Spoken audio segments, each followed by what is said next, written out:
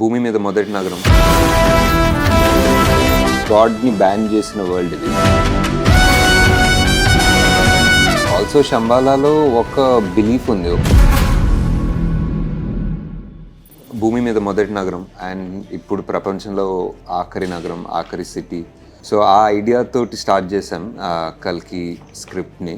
ఇప్పుడు ఫ్యూచర్లో ఇంకా కలియుగం ఎండింగ్లో అంతా ఆల్మోస్ట్ అయిపోయిన తర్వాత, గంగ ఎండిపోయిన తర్వాత లాస్ట్ సిటీ ఏముంటుంది అనుకుంటే మేబీ మన కాశీ ఉంటే how would that be? Because ఎన్నో పురాణాలు రాసింది నాగరికత మొదలైంది కాశీలోనే అని. ఇప్పుడు ఆ వరల్డ్ని తయారు చేయాలంటే చాలా ఇంట్రెస్టింగ్ ఉంటుంది. అంటే కాశీ ఎంతో ఓల్డ్, మనకు తెలిసిన ఆ ఘాట్ స్టెప్స్, ఆ ఇండియన్ ఆర్కిటెక్చర్ని ఇప్పుడు ఒక ఫ్యూచరిస్టిక్ ఒక 3,000 సంవత్సరాల ముందు ఎలా ఉంటుంది అని ఆలోచించి డిజైన్ చేసి ఐడియేట్ చేసి ఇప్పుడు డబ్బులు ఎలా ఉంటాయి అంటే ఇప్పుడే ఆల్మోస్ట్ ఫిజికల్ కరెన్సీ లేదు కదా. సో ఇప్పుడు ఫ్యూచర్లో ఇంకెలా ఉంటుంది, వెహికల్స్ ఎలా ఉంటాయి అంటే ఇప్పుడు ఏదో మన పెట్రోల్ నుంచి ఎలక్ట్రిక్ వెళ్తున్నాం, కానీ ఫ్యూచర్లో ఇంకా పెట్రోల్ అయిపోతుంది, ఎలక్ట్రిక్ కూడా అయిపోతుంది. ఫ్యూచర్లో ఎలా ఉంటాయి వెహికల్స్, దాని డిజైన్ ఎలా ఉంటుంది.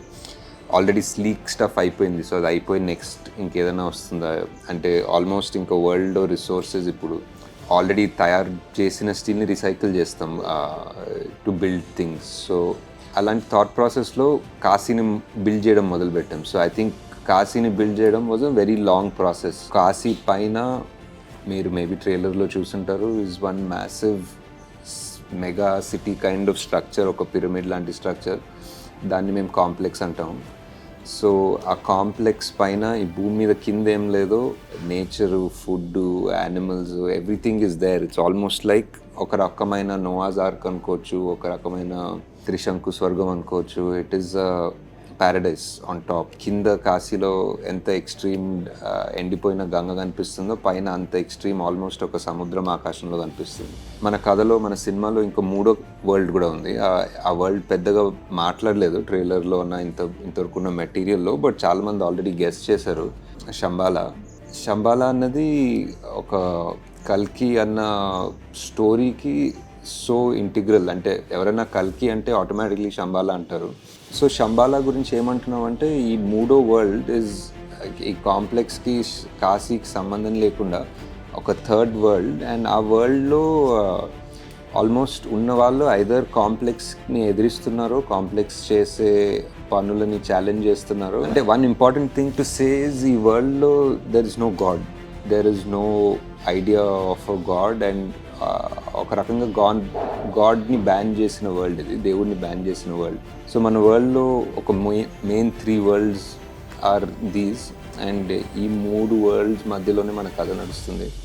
ఒక్కొక్క వరల్డ్కి ఒక్కొక్క kind of thought process and design చేసాము. లైక్ కాశీలో జనాలు ఒకలాగుంటారు, వాళ్ళ బట్టలు ఒకలాగుంటాయి. ఫర్ ఎగ్జాంపుల్ వాళ్ళ ఫుడ్ ఒకలాగుంటుంది, వాళ్ళు మనీ ట్రాన్స్ఫర్ చేసుకోవాలంటే ఒకలాగుంటుంది, వాళ్ళ వెపన్స్ ఒకలాగుంటాయి, వాళ్ళ వెహికల్స్ ఒకలాగుంటాయి. కాంప్లెక్స్ సేమ్ థింగ్, వాళ్ళకు ఉన్న యాక్సెస్ టు రిసోర్సెస్ బట్టి వాళ్ళ కాస్ట్యూమ్స్, వాళ్ళ ఇల్లు, వాళ్ళ వెహికల్స్ అన్నీ ఒకలాగుంటాయి. And Shambhala is completely different. So వాళ్ళ టెక్నాలజీ, వాళ్ళ వెపన్స్, వాళ్ళ వెహికల్స్, వాళ్ళ క్లోత్స్, ఎవ్రీథింగ్ మళ్ళీ అది వేరేలాగా ఉంటాయి. And in a way at least ఒక్కొక్కరు ఒక్కొక్క కల్చర్ అన్నట్టు. అండ్ ఆల్సో శంబాలాలో ఒక బిలీఫ్ ఉంది, వచ్చే అవతారం, వచ్చే సేవియర్, దేవుడు మళ్ళీ పుడతాడని, అతను శంబాలాలోనే పుడతాడని వాళ్ళ బిలీఫ్. అండ్ ఆల్సో మన పాపులర్ కల్చర్లో, మన స్టోరీస్, స్క్రిప్చర్స్లో కూడా అదే బిలీఫ్. కల్కి అవతారం శంబాలాలో పుడుతుందని. ఎవరైనా ఏదైనా పని చేయాలంటే ఒక బౌంటీ పెడతారు ఒక సిస్టంలో. మన మూవీలో మీరు ఎవరైనా బుజ్జి భైరవ యానిమేషన్ సిరీస్ చూస్తే కొంచెం క్లియర్ ఉంటుంది. ఆ బౌంటీ పెడతారు, లైక్ ఎవరైనా పట్టుకోవాలన్నా, ఏదైనా వెతకాలన్నా, ఏదైనా it could be anybody. So వాళ్ళు ఒక బౌంటీ పెడితే anybody who does that work gets paid. So that system and ఈ units and bounty is nothing but డబ్బులు and the person who does it. So actually అంతే clear, but ఆ terminologies are that.